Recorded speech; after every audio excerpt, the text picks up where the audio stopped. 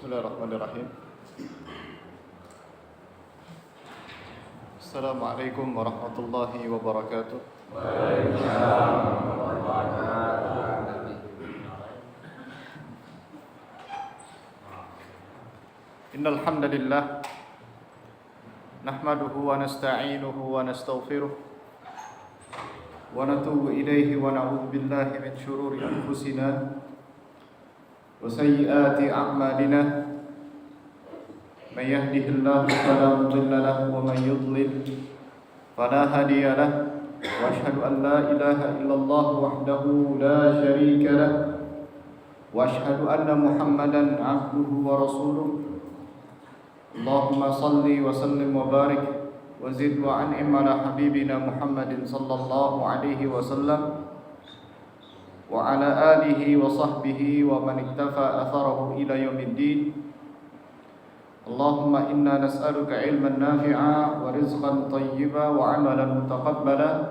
Allahumma inna na'udzubika min ilmin la yanfa' wa qalbin la yakhsha' wa min nafsin la tashba' wa min da'watin la yustajabu laha. Hadirin jamaah sekalian yang dimuliakan Allah Subhanahu wa taala. Kita awali pada kajian pagi hari ini dengan kita bersyukur kepada Allah Subhanahu wa taala atas segala limpahan nikmat yang Allah berikan kepada kita. Nikmat yang tidak henti-hentinya Allah terus kucurkan kepada kita. Sampai-sampai disebutkan dalam sebuah ayat, wa in ta'uddu ni'matallahi la tuhsuha. Saking derasnya nikmat Allah Subhanahu wa taala yang diberikan kepada kita, Allah mengatakan kalau seandainya kalian menghitung-hitung nikmatku, maka niscaya kalian tidak akan mampu untuk menghitungnya. Itu saking banyaknya nikmat yang Allah berikan kepada kita. Selawat serta salam juga terjunjungkan kepada Nabi besar Muhammad sallallahu alaihi wasallam, kepada keluarganya, kepada sahabat-sahabatnya, dan kepada para pengikutnya yang senantiasa setia menjunjung tinggi sunnah Nabi sallallahu alaihi wasallam.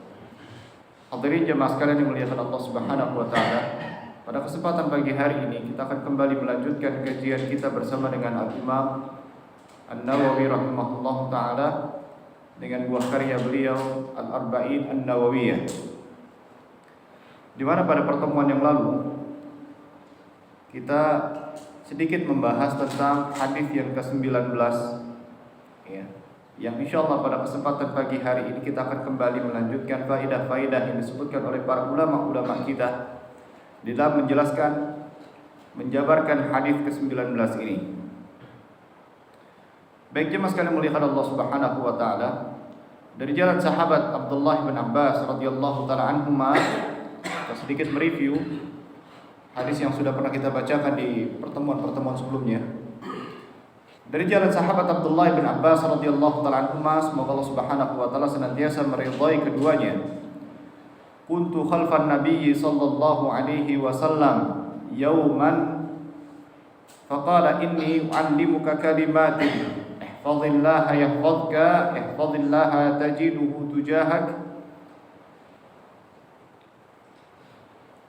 wa idza sa'alta fas'alillah wa idza ista'anta fasta'in billah wa'lam anna al-ummata law ijtama'at 'ala an yanfa'uka bi syai'in lam yanfa'uka illa bi syai'in qad katabahu Allahu lak wa in ijtama'u 'ala an yadurruka bi syai'in lam yadurruka illa bi syai'in qad katabahu Allahu 'alaik rufi'atil aqlam wa jaffatis suhuf. Rawahu Tirmidzi. Jemaah sekalian muliakan Allah Subhanahu wa taala, Abdullah bin Abbas, sahabat Nabi sallallahu alaihi wasallam, semoga Allah azza wa jalla meridhai keduanya, berkata, suatu hari aku pernah berboncengan bersama dengan Nabi sallallahu alaihi wasallam, lalu kemudian Rasulullah bersabda, wahai anakku, sesungguhnya aku akan mengajarimu beberapa kalimat. Ya, aku akan mengajarimu beberapa kalimat. Ihfazillaha yahfazka. Jagalah Allah, niscaya Dia akan menjagamu. ihfazillaha tajiduhu tujahak. Jagalah Allah Subhanahu wa taala, niscaya engkau akan mendapatinya di hadapanmu. Wa idza sa'alta fas'alillah. Apabila kamu meminta sesuatu, maka mintalah kepada Allah. Wa idza sta'anta fasta'in billah. Apabila engkau memohon pertolongan kepada Allah, meminta pertolongan, maka mintalah pertolongan kepada Allah Azza wa Jalla. Wa'lam, ketahuilah, kalau seandainya umat manusia bersatu untuk memberikan suatu manfaat kepadamu, niscaya mereka tidak akan mampu memberikan manfaat kepadamu kecuali sesuatu yang telah Allah Subhanahu wa taala tentukan untukmu. Kalau seandainya mereka bersatu padu untuk menimpakan suatu mudarat kepadamu, niscaya tidak akan membahayakanmu kecuali sesuatu yang telah Allah tetapkan akan menimpamu. Rufi'atil aqlam wa jaffatis suhuf. Pena-pena telah diangkat dan lembaran-lembaran telah mengering. Hadis riwayat Al-Imam At-Tirmidzi rahimahullah ta'ala. Baik jemaah sekalian yang dimuliakan Allah Subhanahu wa taala, kemarin kita telah selesai membahas poin pertama sampai poin ke-8. Sekarang kita memasuki poin yang ke-9 insyaallah taala. Baik, jemaah sekalian dimuliakan Allah. Di dalam hadis Nabi sallallahu alaihi wasallam yang disebutkan oleh Imam An-Nawawi rahimahullah taala, disebutkan rufi'atil aqlam wa jaffatis suhuf. Ya. Pena telah diangkat dan lembaran-lembaran telah mengering. Wa fi riwayatin jaffal qalamu bima huwa kainun. Wa fi hadha bayan anna kulla syai'in qadara katabahu Allah wa farraqa min taqdirihi wa katabahu subhanahu fil lawhil mahfuz. Jemaah sekalian dimuliakan Allah Subhanahu wa taala, lembaran telah kering lembaran-lembaran. Maksudnya di sini adalah semua ketetapan-ketetapan Allah Subhanahu wa taala itu telah selesai ditulis sejak masa yang sangat lama. Ya, inilah yang kemudian disebut atau dinamakan dengan takdir azali. Ya, takdir azali atau takdir am. Sebagaimana kita telah pelajari, ya, kalau tidak salah pernah kita bahas pada hadis yang kedua kalau tidak salah. Ya. Di mana para ulama membagi takdir itu beberapa macam. Ya. Yang pertama adalah takdir azali. Apa itu takdir azali? Takdir azali ini adalah takdir yang ditulis dalam Lauhil Mahfuz 50.000 tahun sebelum penciptaan langit dan bumi. Ya, jadi sebelum menciptakan langit dan bumi 50.000 tahun sebelumnya Allah Subhanahu wa taala telah menulis ya takdir-takdir makhluk hidup semuanya. Tidak ada yang terluput dari Allah Subhanahu wa taala. Jadi takdir azal ini adalah takdir yang merupakan takdir utama yang pasti terjadi bagi semua makhluk. Database utamanya disebut dengan takdir azali atau takdir al. Ya. Semua yang terjadi di muka bumi ini, ya, ini tertulis dalam Lauhul Mahfuz 50.000 tahun sebelum penciptaan langit dan bumi. Allah Subhanahu wa taala berfirman, "Alam ta'lam Innallaha ya'lamu ma fis samaa'i wal ard. Inna dzalika fi kitab, inna dzalika 'ala Allahi yasir." Apakah kamu tidak mengetahui bahwa sesungguhnya Allah mengetahui apa saja yang ada di langit dan di bumi? Bahwasanya demikian itu terdapat dalam sebuah kitab. Kitab di sini adalah Lauhul Mahfuz. Ya, sesungguhnya demikian itu amat mudah bagi Allah Subhanahu wa taala. Al-Hajj ayat ke-70. Nabi sallallahu alaihi wasallam juga pernah bersabda, "Kataballahu maqadirul khalaiq qabla an yakhluqas samawati wal ard bi 50,000 sanatin atau bi 50,000 sanatin qala wa 'arshuhu 'alal ma'." Allah menentukan berbagai ketentuan para makhluk 50.000 tahun sebelum menciptakan langit dan bumi. Ini sangat tegas disebutkan oleh Nabi SAW. Beliau bersabda, dan adalah arsy-Nya di atas air. Hadis riwayat Muslim. Dari ayat dan hadis ini menjelaskan kepada kita bahwasannya Allah Subhanahu wa taala telah mencatat dan menentukan takdir-takdir, ketentuan-ketentuan, ya, semua makhluk itu 50.000 tahun sebelum menciptakan langit dan bumi. Ya. Allah Subhanahu wa taala juga bersabda dalam riwayat yang lain, ya. Allah Subhanahu wa taala pertama kali menciptakan al-qalam. Di sini para ulama berbeda pendapat. Ya. Makhluk apa yang pertama diciptakan oleh Allah Subhanahu wa taala ketika mengkomparasikan dua hadis tadi. Ya, kata Allah maqadir al-khalaiq qabla an yakhluqas samawati wal ardi bi 50,000 sanatin qala wa 'arshuhu 'alal ma'. Dengan awwalu ma yakhluqa al-qalam, ya. Pertama kali makhluk yang pertama kali diciptakan oleh Allah Subhanahu wa taala al-qalam. Faqala uktub. Kata Allah Azza wa Jalla kepada al-qalam, tulislah. Maka qalam bertanya kepada Allah Subhanahu wa taala, "Wa madza aktub?" katanya. Apa yang aku tulis ya Allah? Uktub maqadir al-khalaiq katanya. Ya. Tulislah, ya, takdir-takdir dan ketentuan-ketentuan semua makhluk yang ada di bumi dan di langit sampai terjadinya hari kiamat. Ya. Dengan dua hadis ini para ulama berbeda pendapat tentang makhluk pertama yang diciptakan oleh Allah Subhanahu wa taala. Sebagian para ulama mengatakan bahwasannya makhluk pertama adalah al-qalam sebagaimana disebutkan dari hadis tadi. Ya. Ulama lain juga mengatakan bahwasannya makhluk pertama adalah arsy. Ya. Ulama lain juga mengatakan bahwasannya makhluk pertama adalah air. Ini ada hadis-hadisnya. Ya. Wallahu taala alam bis-shawab, yang rajih. Allah taala alam bis-shawab, yang rajih kuat adalah, atau pendapat yang kuat adalah makhluk pertama adalah arsy. Ya. Jadi arsy dan air baru kemudian Allah menciptakan, ya, al-qalam. Baru selanjutnya Allah Subhanahu wa taala menciptakan yang lain. Baik, jemaah sekalian dimuliakan Allah Subhanahu wa taala. Riwayat Muslim dari Abdullah bin Amr bahwasanya Nabi sallallahu alaihi wasallam bersabda, Allah telah menetapkan takdir seluruh makhluk 50.000 tahun sebelum Dia menciptakan langit dan bumi. Allah Subhanahu wa taala berfirman, "Ma asaba min musibatin fil ardi wala fi anfusikum la fi kitabin min qabli an nabra'aha. Inna dzalika 'ala Allahi yasir." Artinya, tidak ada satu musibah yang menimpa di bumi dan tidak pula pada diri kalian, melainkan telah tertulis di dalam kitab sebelum kami mewujudkannya. Sebelum mewujudkannya, Allah Subhanahu wa taala telah menuliskannya di dalam Lauhul Mahfuz. Sesungguhnya hal itu mudah bagi Allah Subhanahu wa taala.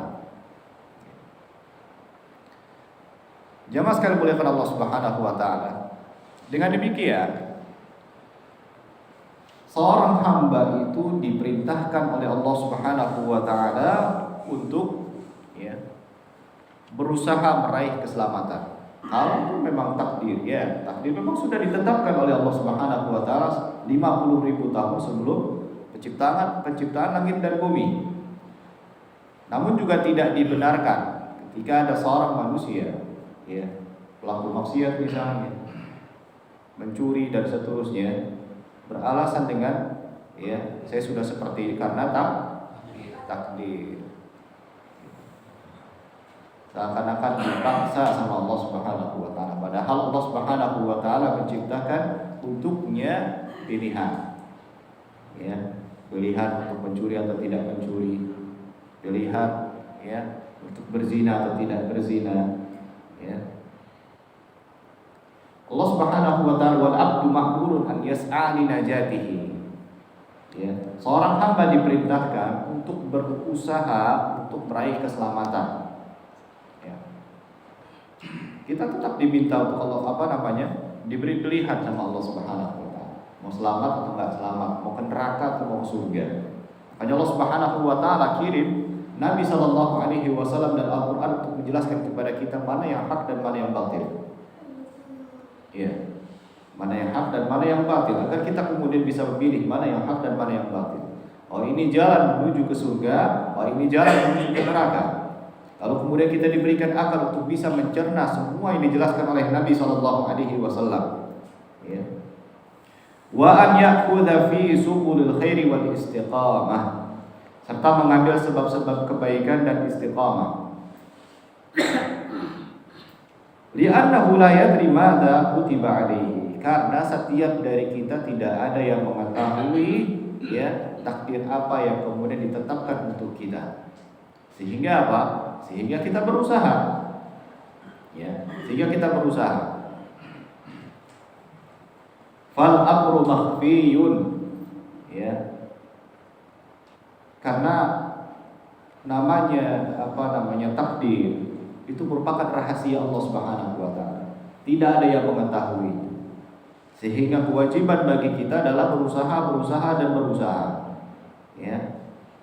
Sebelum ditetapkannya kita ada upaya untuk kemudian berubah. Dan itu tidak menyalahi takdir. Ya.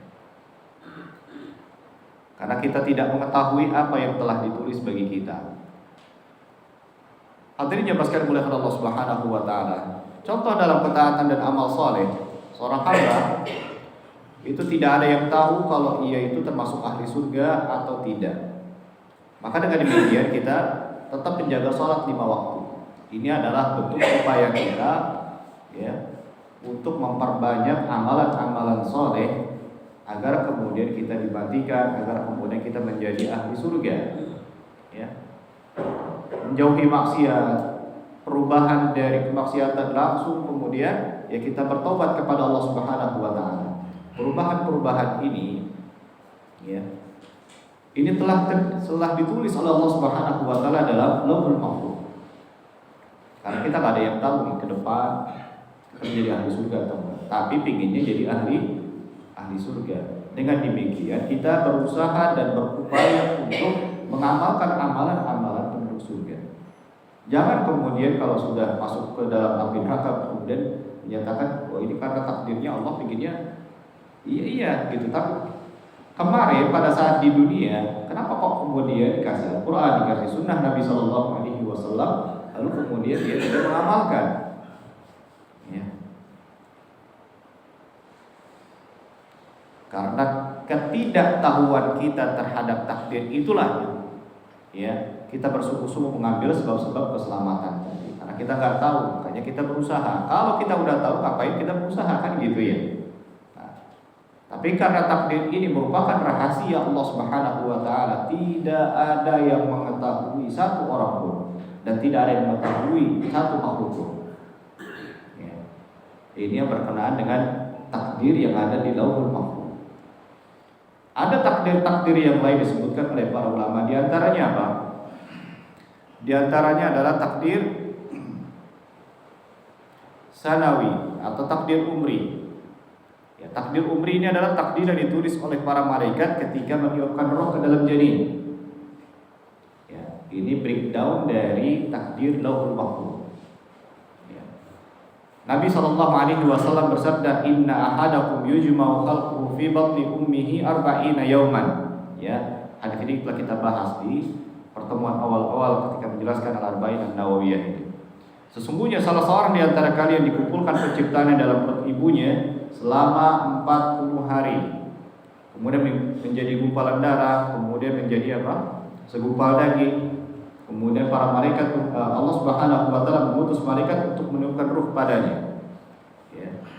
Untuk menuliskan empat perkara. Yang pertama apa?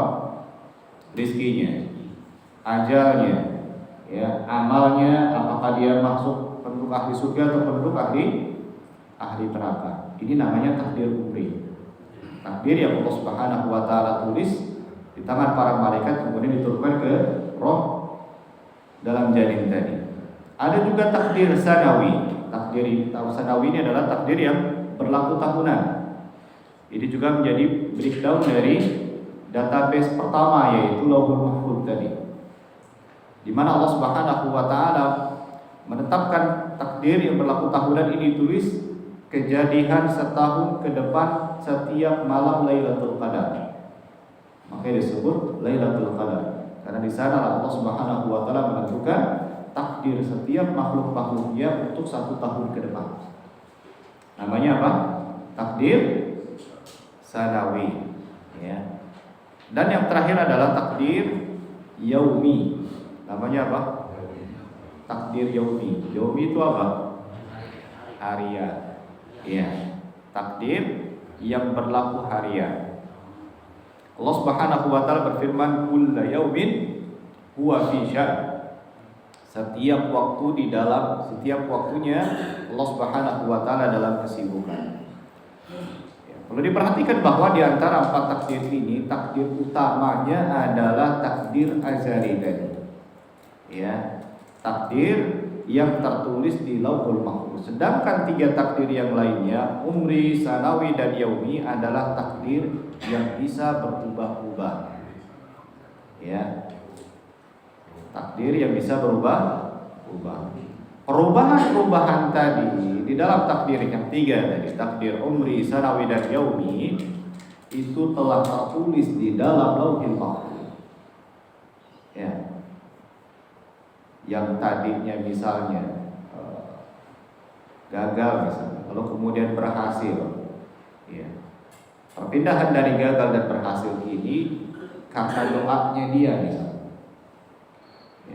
Satu waktu usahanya gagal misalnya, bangkrut misalnya seperti itu. Kemudian dia berdoa kepada Allah Subhanahu wa taala. Dia banyak sedekah, dia banyak silaturahmi. Bagaimana kata Nabi sallallahu alaihi wasallam? Ya, barang siapa yang ingin dipanjangkan usianya dan diluaskan rezekinya, wal yasil rahimah. Ya, maka hendaknya dia menyambut tali silaturahmi. Dia giatkan itu, dia berdoa kepada Allah Subhanahu wa taala di sepertiga malam. Dia berdoa kepada Allah Azza wa Jalla di antara azan dan iqamah. Dia berdoa kepada Allah Subhanahu wa taala ya ketika sedang sujud. Dia berdoa kepada Allah Azza wa Jalla sebelum salam. Ya. Dia manfaatkan tempat-tempat mustajab dakwah tadi untuk kemudian meminta dan memohon kepada Allah Subhanahu wa taala agar Allah mengubah nasibnya. Ya. Yang tadinya miskin lalu kemudian Allah buat kaya karena doa tadi. Allah perintahkan kepada para malaikat tadi. Ya. Tadinya miskin gitu ya. Lalu kemudian Allah perintahkan karena doa tadi yang terangkat ke langit. Allah perintahkan ya luaskan rezekinya, panjangkan usianya. Tadi misalnya usianya 40 tahun, tapi karena doa kemudian usia 80 tahun misalnya seperti itu. Perubahan-perubahan tadi ini tidak menyalahi konsep takdir. Karena yang berubah adalah konsep takdir tahunan tadi, tahunan atau takdir umri atau takdir yaumi tadi, disebabkan karena doa. Nabi SAW mengatakan la ya'rifu qada'a illa du'a. Ya, tidak ada yang bisa dan merubah qada, ketetapan Allah Subhanahu wa taala kecuali dengan doa.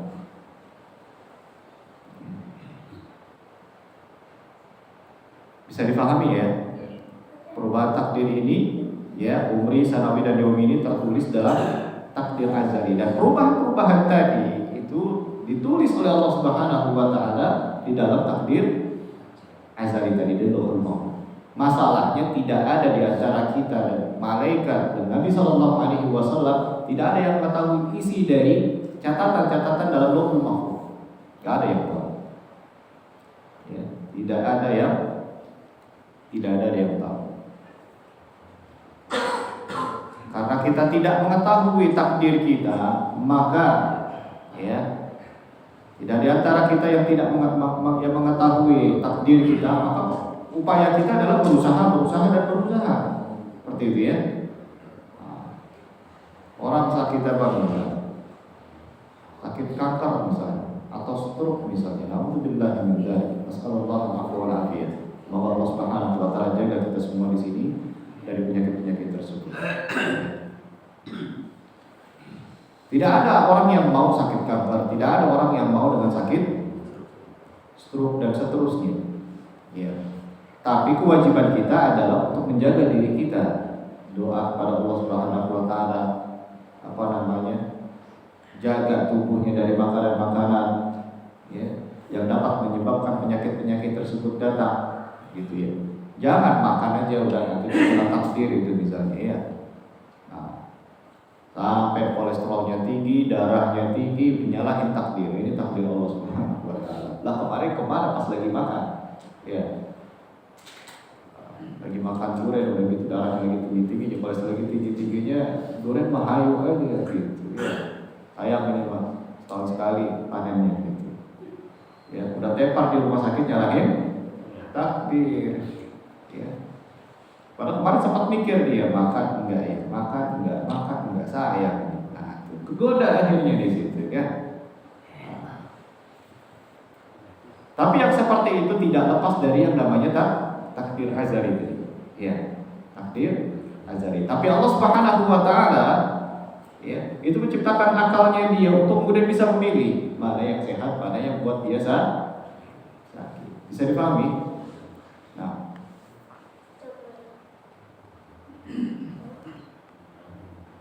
baik jemaah sekalian muliakan Allah Subhanahu wa taala. Jadi takdir itu doa itu bisa merubah takdir. Sebagaimana kata Syekh Al-Utsaimin rahimahullah taala menjelaskan bahwa perubahan takdir dan doa tersebut juga tertulis dalam Lauhul Mahfuz. Dia berkata, "Lakinnahu fil haqiqati la yaradul qada li'anna al-asla anna ad-du'a maktubun wa anna ash-shifaa'a sayakunu bi hadzal du'a. Hadza huwa al-qadarul asli alladhi kutiba fil azal." Pada hakikatnya takdir azali itu tidak berubah. Ya, harus dipahami konsep awalnya bahwasanya takdir azali kata beliau tidak berubah. Karena doa tersebut sudah tertulis di Lauhul Mahfuz bahwa kesembuhan karena adanya doa inilah takdir asli yang tertulis dalam takdir azali. Ya. Baik, jemaah sekalian muliakan Allah Subhanahu wa taala. Itu terkait masalah takdir. Dan kita diminta oleh Allah Subhanahu wa taala untuk tetap berupaya mencari jalan-jalan keselamatan dan mengambil jalan-jalan kebaikan untuk kemudian istiqamah di dalamnya, karena tidak ada di antara kita yang mengetahui tentang ketentuan dan takdir untuk kita. Ini rahasia misteri bagi Allah Subhanahu wa taala, bagi kita. Ya, rahasia Allah Subhanahu wa taala yang Allah sembunyikan bagi setiap makhluk-makhluknya. Ya. Tapi kita juga tidak dibenarkan untuk kemudian menelisik lebih dalam, ya, meneliti lebih dalam tentang takdir ini.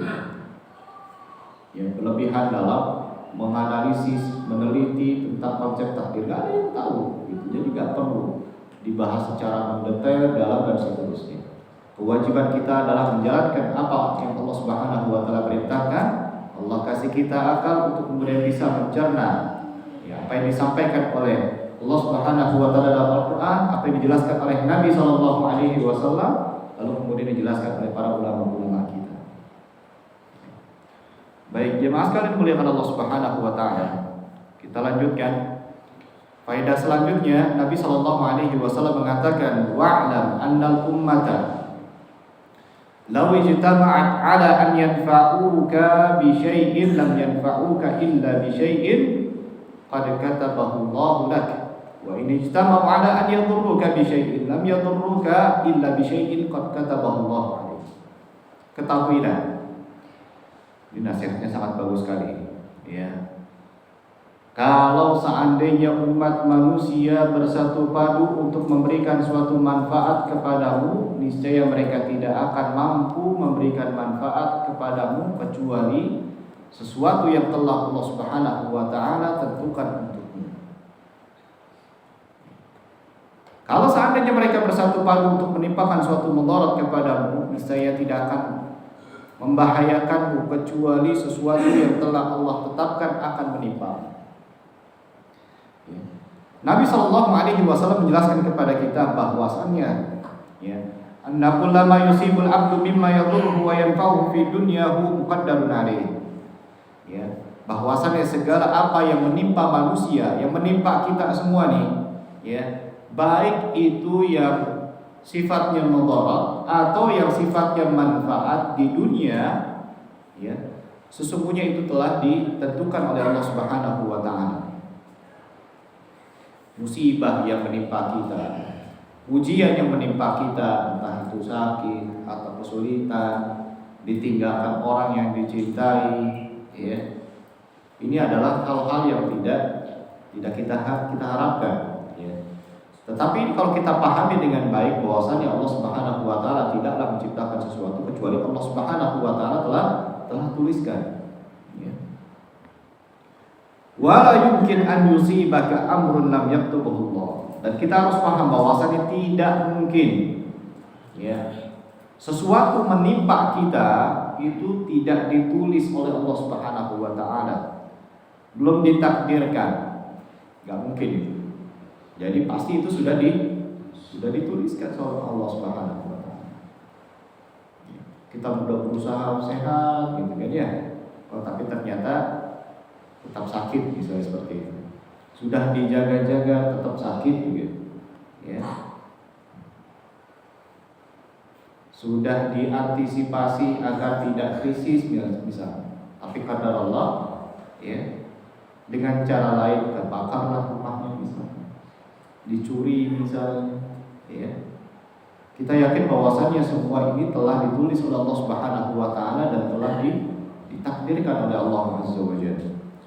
Kalau seandainya semua makhluk berusaha ala an yusiru laka naf'an, ya, mereka berusaha bersatu padu untuk memberikan kepada kita sebuah manfaat, aw yaj'al laka darran lam yaktubuhu Allah maqdir, atau mereka bersatu padu untuk memberikan mudarat kepada kita. Kalau belum Allah Subhanahu wa taala tulis di dalam Lauhul Mahfuz, tidak ada catatannya, ya, maka hal itu tidak akan pernah terjadi. Ini membuat hati kita tenang, ya. Tidak berharap lebih kepada makhluk untuk memberikan manfaat kepada kita atau memberikan mudarat kepada kita. Kita khawatir dan kita takut ada mudarat dari orang lain yang menimpa kita. Kalau belum ditulis sama Allah Subhanahu wa taala, tidak menjadi bagian desain Allah Subhanahu wa taala untuk kita, maka itu tidak akan pernah terjadi. Gitu ya.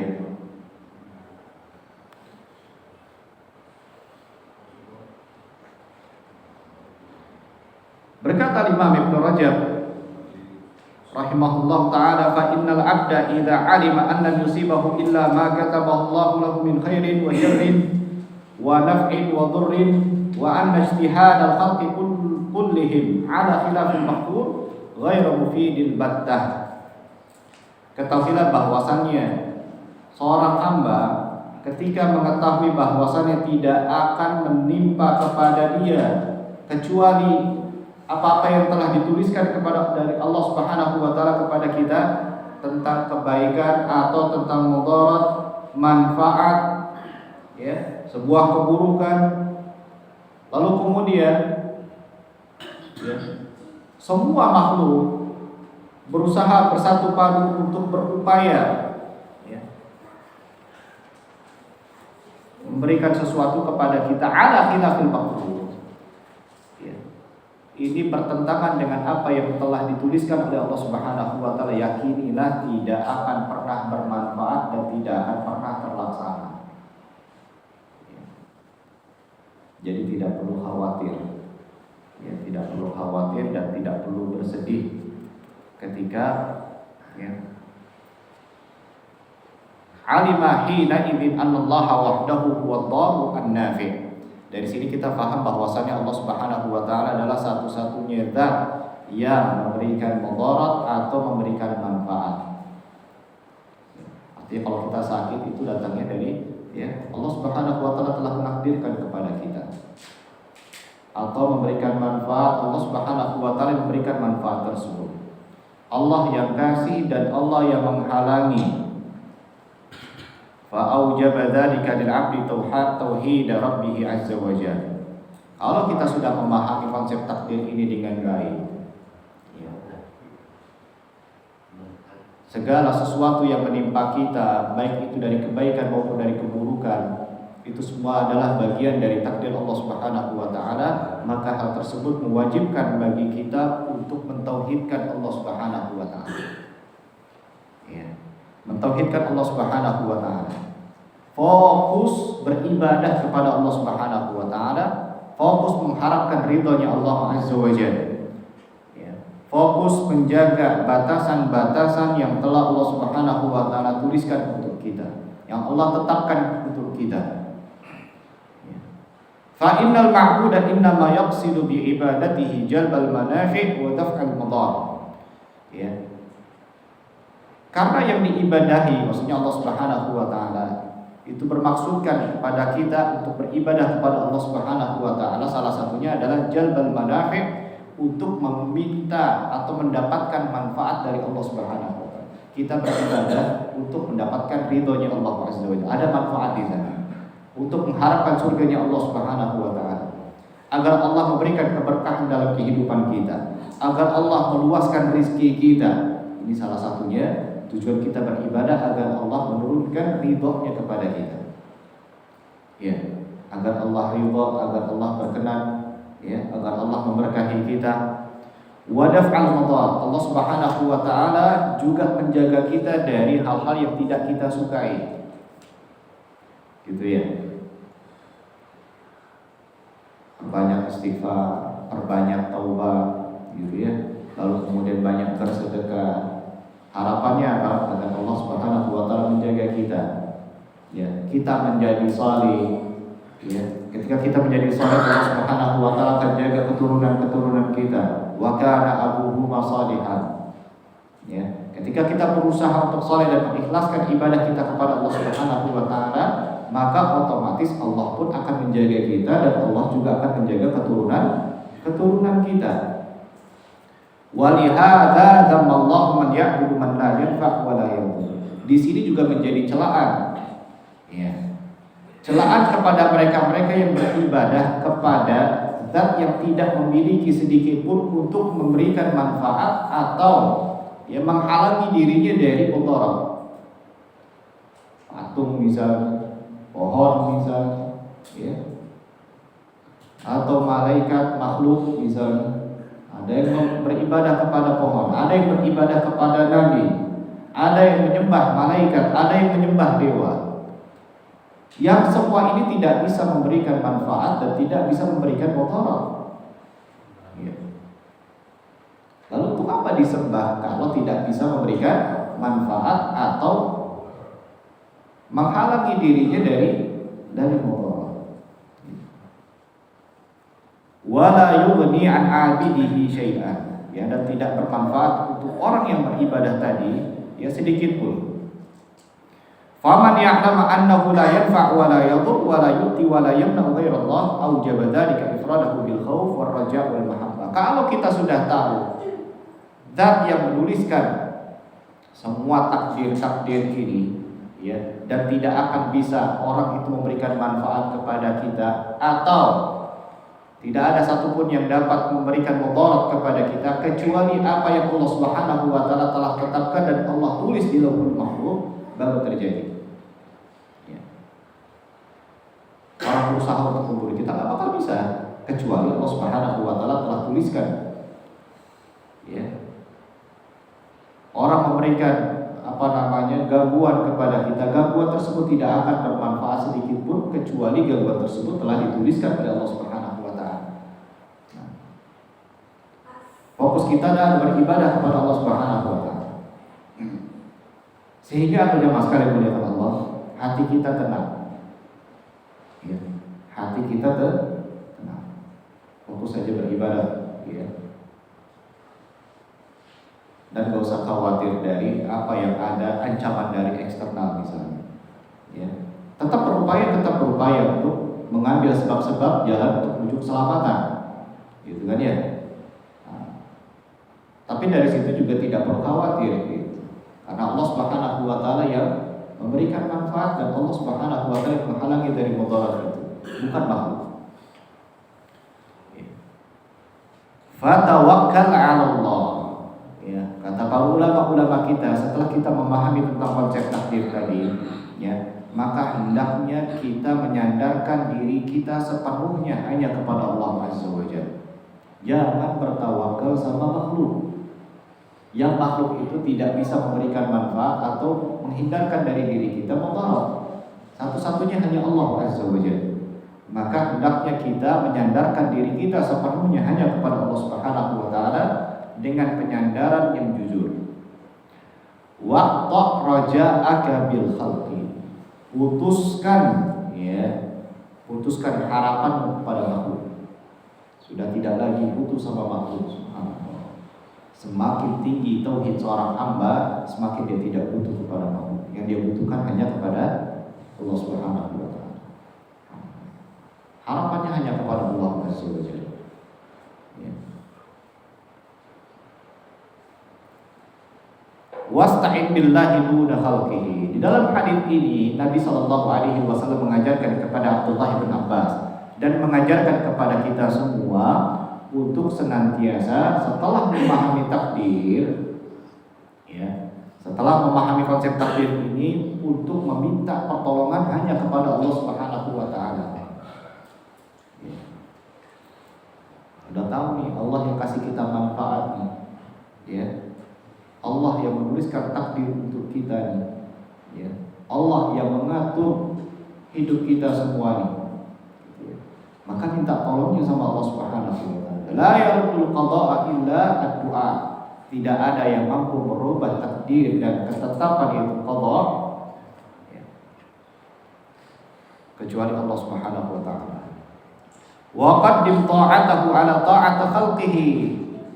Hadis ini juga memesankan kepada kita untuk senantiasa memprioritaskan untuk taat kepada Allah dibandingkan taat kepada makhluknya. Ketika ada dua hal yang datang bertentangan, entah di satu waktu atau dalam perkara yang berbeda, antara perintah Allah atau perintah makhluk, mana yang kita dahulukan? Perintah Allah Subhanahu wa taala. Ya, perintah Allah Subhanahu wa taala dibandingkan arahan dan perintah dari makhluk-makhluknya. Waridahu ala ridahu. Dari sini kita juga memahami untuk senantiasa memprioritaskan ridhonya Allah dibandingkan ridhonya manusia. Ya. Yang kita harapkan adalah ridhonya Allah, bukan ridhonya manusia.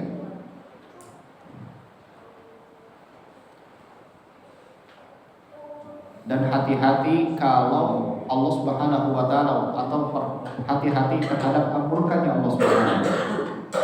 Ya. Oleh karenanya Imam Syafi'i rahimahullah taala juga pernah mengatakan ridha'un nasi ghairu makhluk. Membuat ridha manusia itu ghairu makhluk, susah untuk dicapai. Dalam ungkapan yang lain, ridha'un nasi ghayatun la tudrak. Mencari ridhonya manusia agar manusia itu ridho sama kita, itu suatu hal yang mustahil. Nanti kan jemaah sekalian oleh Allah. Ya. Biar manusia itu suka sama kita, biar manusia itu ridho sama kita, biar manusia itu puas, gitu ya. Ghairu maqdur, gitu. Suatu hal yang mustahil dan susah untuk dicapai. Ya. Rapat itu, ya.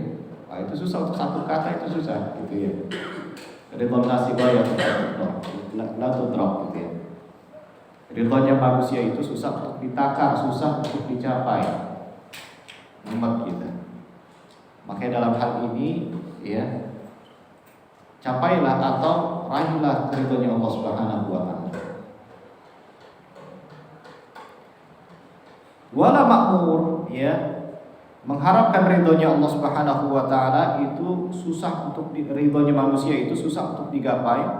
Wala ma'mur, dan juga tidak diminta, ya, tidak disuruh oleh Allah Subhanahu wa taala. Yang disuruh adalah meminta ridhonya Allah Subhanahu wa taala, mengharapkan ridhonya Allah, karena itu tidak mustahil. Ya. Perhatikan perbedaan kedua ini. Mengharapkan ridhonya manusia itu susah dicapai dan tidak diminta. Allah tidak meminta kita untuk carilah ridhonya manusia. Carilah agar manusia itu puas kepadamu. Ya, Allah nggak pernah minta seperti itu. Ya. Makanya kalau kita itu berharap ridhonya manusia itu yang ada apa? Kecewa. Betul atau tidak? Iya, kecewa kita. Kita udah berbuat baik biar dia baik sama kita dan seterusnya, tapi ternyata dia nggak baik-baik sama kita. Yang ada apa? Terus kecewa. Ya. Kita kasih makanan, kita kasih ini dan seterusnya, ya kita baik-baikin, tapi tetap aja, gitu ya, mengecewakan. Ya itulah, ya. Irdha'un nasi ghairu maqbul. Mengharapkan ridhonya manusia agar manusia itu suka sama kita, agar manusia itu puas sama kita, itu suatu hal yang susah dicapai. Dan Allah tidak meminta itu. Sedangkan mengharapkan ridhonya Allah, ya, berusaha agar Allah Subhanahu wa taala ridho sama kita, maqdur, itu suatu hal yang bisa dicapai. Ya. Kita bertaubat, kita sholat menjalankan perintah Allah, ya. Kita bertakwa sama Allah Subhanahu wa taala. Allah ridho atau tidak? Tidak, ridhonya Allah tidak. Ya. Wa ma'mur, selain juga terukur, maksudnya bisa dicapai, juga diminta sama Allah Subhanahu wa taala kita untuk terus mengharapkan ridhonya Allah Azza wa Jalla. Faminal ghubni an nanshagila bi irda'il makhluq alladhi qad yaqdamu al-yawma aw ghadan. Kata para ulama, sebagian di antara manusia atau kebanyakan manusia itu tertipu. Ya. Tertipunya seperti apa? An nanshagila bi irda'il makhluq, kita sibuk sehari-hari untuk mengharapkan ridhonya makhluk, yang terkadang setelah kita melakukan kebaikan tersebut, dia bisa jadi marah dan bisa marah hari ini, bisa marah besok. Ya. Yang sudah berumah tangga paham gitu ya. Baik-baikin istri, besok balik lagi gitu, marah-marah lagi. Padahal kemarin habis melakukan kebaikan setahun penuh, gitu ya. Gara-gara satu hal, kebaikan yang kemarin itu menjadi hilang. Itu biasa di ibu-ibu itu biasa. Tapi ketika kita menjalani rumah tangga, gitu ya, tips agar rumah tangganya langgeng adalah yang kita harapkan dalam menjalankan rumah tangga itu, jadikan itu sebagai sebuah ibadah. Jadikan itu sebuah ibadah. Dan dalam menjalani kehidupan rumah tangga yang kita harapkan adalah ridhonya Allah Subhanahu wa taala. Ketika Allah Subhanahu wa taala ridho, maka keberkahan akan turun. Ketika keberkahan akan turun, maka yang ada di tengah-tengah keluarga kita adalah sakinah, mawaddah dan rahmah. Itu. Karena yang kita harapkan pertama kali dalam menjalani rumah tangga adalah ridhonya Allah Subhanahu wa taala. Bukan ridhonya istri, bukan ridhonya suami. Ya. Tapi kita harapkan seorang istri dalam jalan di rumah tangganya menjalani tugasnya sebagai seorang istri, yang diharapkan adalah ridhonya Allah Azza wa Jalla. Ketika Allah ridho, maka Allah akan buat ridho suaminya. Itu kunci jemaah sekalian bilang Allah. Ya, carilah ridhonya Allah, maka Allah akan buat ridho makhluk-makhluknya.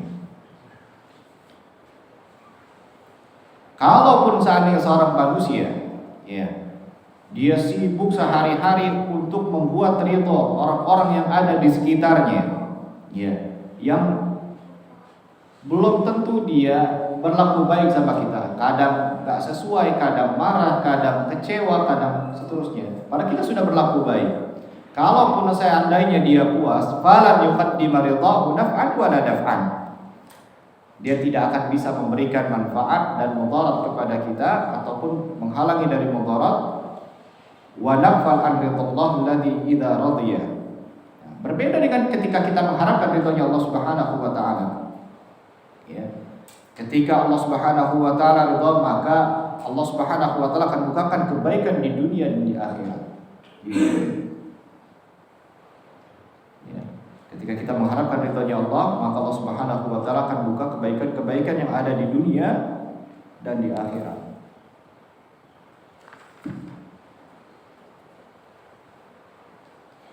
Baik jemaah sekalian muliakan Allah Subhanahu wa taala, faedah selanjutnya kita percepat. Wa'lam anna an-nasra ma'a sabri. Dalam hadis Nabi sallallahu alaihi wasallam selanjutnya, ketahuilah bahwasannya bersama kemenangan itu, di balik kemenangan itu ada kesabaran.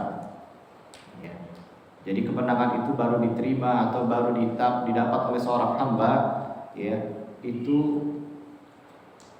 diawali dengan kesabaran. Ya. An-nasru la yatahaqqaqu illa bis-sabri. Ya. Kebahagiaan itu tidak akan dicapai, tidak akan didapat kecuali dengan kesabaran. Sawa'un fi dzalika an-nasru 'ala al-aduwil khariji, ya, sama saja kemenangan itu terhadap atau atas musuh di luar, yaitu musuh-musuh agama, ya, seperti halnya di Gaza. Lalu kemudian di Suriah hari ini. Suriah udah berapa tahun ya, Bang? Konflik itu lama sekali itu, ya, sejak dipegang oleh rezim Bashar al-Assad itu, ya, sampai kemudian hari ini, ya, rakyat Suriah merasakan kemerdekaannya di bawah kepemimpinan siapa? Ahmad Syaraf. Itu luar biasa, ya. Kemenangan yang kemudian dirindu-rindukan oleh para penduduk Suriah atau Syria, ya. Yang sebelumnya rezim Syiah, ya, jadi Bashar al-Assad itu adalah salah satu rezim Syiah yang Syiahnya ekstrim, gitu, ya. Syiahnya ekstrim di mana, ya, penduduk Ahlus Sunnah wal Jamaah, ya, masyarakat yang berkeyakinan Ahlus Sunnah wal Jamaah, ya, itu dihabisi oleh rezim tersebut, hancur, ya. Masjid-masjid Ahlus Sunnah wal Jamaah dibakar, dihancurkan, ya. La haula wala quwwata illa billah. Dengan kesabaran, ya, masyarakat Suriah, ya, mereka terus berjuang dan mentauhidkan Allah Subhanahu wa taala sampai Allah Azza wa Jalla, ya, memberikan kemenangan kepada mereka. Pun demikian hari ini kita mendapatkan kebahagiaan, ya, itu harus diawali dengan kesabaran. Sabar dulu dalam menjalani prosesnya, itu penting, ya. Awal aduwwud dakhili wa hiya nafsu wa syaitan alladhi yajri minka majrad dam, ya. Kita merasakan kebahagiaan itu tatkala kita mampu bersabar terhadap diri kita sendiri, bersabar terhadap godaan-godaan syaitan, ya. Fala budda minas sabri wat tahammuli was sabar.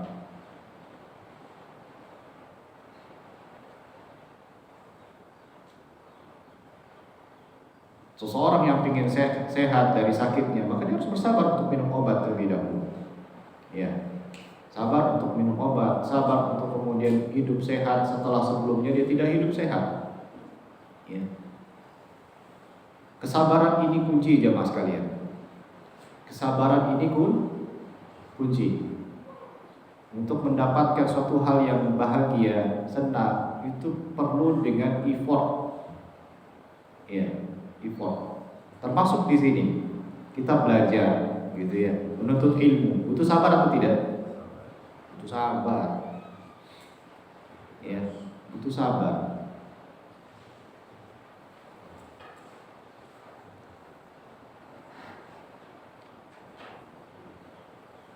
Selanjutnya jemaah sekalian muliakan Allah Subhanahu wa taala, ya.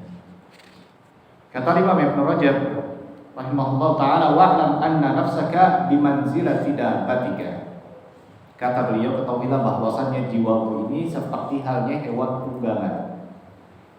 In arafat minkal jaddu jaddak, katanya. Kalau seandainya jiwa kita itu melihat pada diri kita itu kesungguhan dan keseriusan, maka jiwa kita juga ikut serius, ikut bersungguh-sungguh. Wa in arafat minkal kasal tami'at fik, katanya. Kalau seandainya jiwa kita mengetahui kita ini malas-malasan dalam beribadah, malas-malasan dalam berusaha, maka jiwa kita juga ikut-ikutan malas. Wa talabat minka hurutiha wa syahawatiha. Kalau tidak dipaksa untuk melakukan ketaatan, maka jiwa kita ini cenderung pada keburukan. Inna nafsa la ammaratun bisu.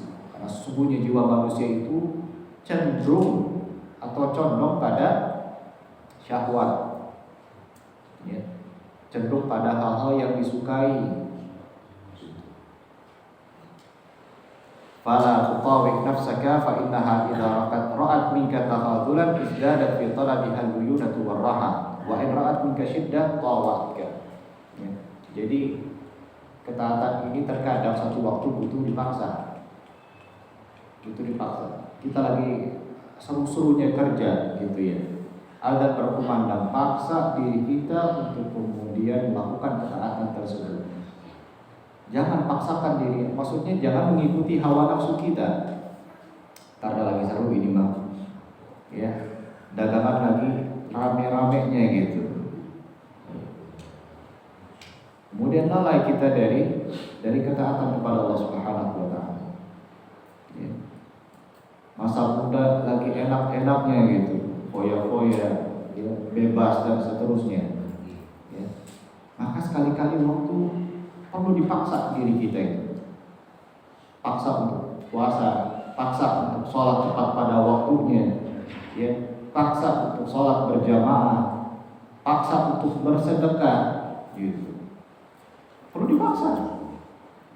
Karena kalau ngikutin apa kata hati, ngikutin apa kata jiwa kita, ini kadang-kadang cenderung pada yang negatif, Pak. Aduh sayang ini duit, kan? Masih ada A, masih ada B, masih ada C dan seterusnya. Nah, paksa, harus dipaksa seperti itu. Sehingga menjadi sebuah kebiasaan. Ya. Seorang istri yang kalau ngomong ketus gitu, harus dipaksa untuk kemudian dilatih berbicara yang baik. Emang sudah lahirnya kayak gini? Tidak seperti itu. Ini adalah syubhat ini. Ya, sudah lahirnya kayak gini, ya, bisa dilatih. Ya, bisa dilatih. Ya.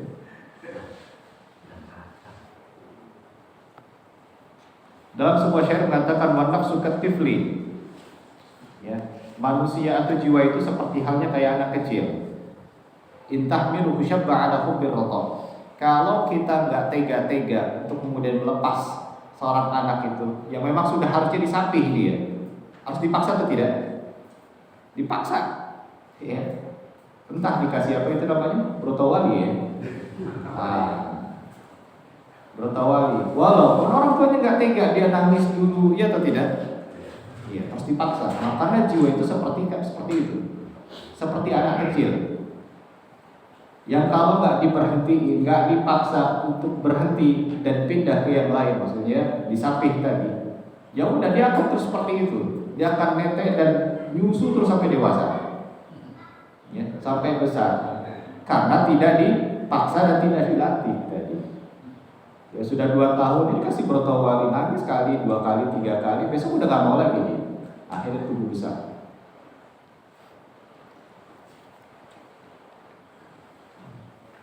Dan yang terakhir jemaah sekalian oleh Allah Subhanahu wa taala, kita akhiri dengan hadis Nabi sallallahu alaihi wasallam di dalam hadis yang tadi kita sebutkan, wa innal faraja ma'al karbi, dan sesungguhnya bersama kemudahan itu, ya, bersama kesulitan itu ada kemudahan.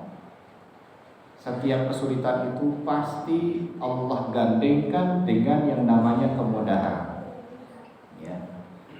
Bentuk dari rahmat kasih sayang Allah Subhanahu wa taala, an ja'ala al-faraja maqrunan bil karbi. Allah itu menciptakan yang namanya kebahagiaan, ya, itu bersamaan dengan yang namanya kesulitan. Jadi kesulitan, bahagia, sulit, bahagia, sulit, bahagia. Enggak ada sulit itu ada. Ya. Kesulitan kemudian itu selalu datang setelah sulit dulu. Gitu. Dan ketahuilah, ketika kesulitan itu pada titik puncaknya, maka harus yakin bahwasannya kemudahan itu akan dicapai sebentar lagi. Itu harus diyakini seperti itu. Ya. Sebagaimana wal fajru ya'ti indama yakunu lailu asyaddu dhulmatan. Ya. Kita harus yakini bahwasanya kalau pas lagi susah-susah banget gitu. Hidup kok susah banget gitu ya. Ya sakit, ya anak sekolah, ya tagihan ini, ya kontrakan ini dan seterusnya. Numpuk di satu waktu. Ya. Susah banget gitu. Minta pinjaman ini nggak ada, minta pinjaman saudara nggak kenal gitu, ya, acuh dan seterusnya. Sampai kan kita ditinggalkan sendiri, betul-betul masalah banyak sekali. Ya. Yakinilah bahwasannya kemudahan itu akan datang sebentar lagi ketika kita mentauhidkan diri kita kepada Allah Subhanahu wa Ta'ala. Allah akan kasih kita kemudahan, sabar, gitu. Jalani dengan cara-cara yang halal. Allah sedang melihat kita, Allah sedang menguji kita seberapa besar nilai kesabaran kita. Allah pasti kasih itu namanya kemudahan. Allah pasti kasih yang namanya solusi. Allah pasti kasih yang namanya jalan keluar dari sekian banyak masalah-masalah yang ada.